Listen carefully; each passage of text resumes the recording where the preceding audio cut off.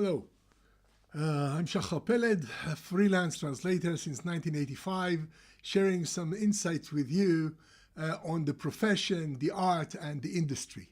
And today I'd like to talk to you a bit about the copyright of translation as a source and target. So I'm reading to you from something that I found on the net about copyright law and translation.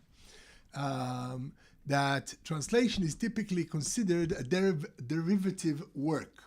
Okay, so we spoke last time about the process that in fact the translator is creating the translation but not ex nihilo, because there's a kind of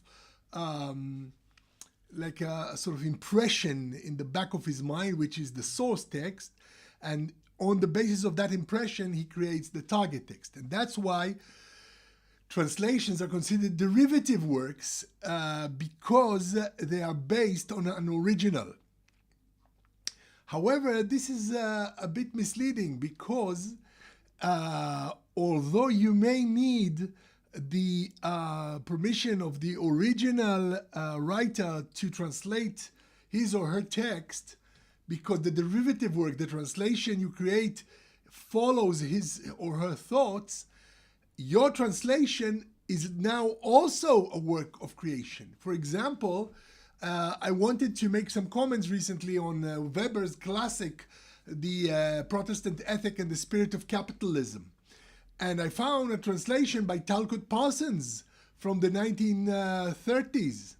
So, because I don't know the original German that Weber wrote in. So if I were translating from Weber, there would be no copyright, because Weber had already, the copyright has expired after 70 years. But what about the Talcott Parsons translation? It was, I think, published in the end of the 30s. So yeah, that probably also expired. But anyway, the issue here is that the translation itself is also a work that has a standing of its own. So in fact, there is this gray area that you are making a derivative work because your inspiration was the source. But what you yourself are creating is now an original in another language. And that's why some translators, especially well-known ones and literary ones, do receive royalties for their translation, because they become like co-authors when they give birth to the original creation in the new language. However, as you well know, this is not what's happening in the translation industry. Not as an art, translation not as an art, but as a resource. And I will speak in another clip about this thing that we have been transformed from artists to resource, to something that is impersonal and has to just function properly.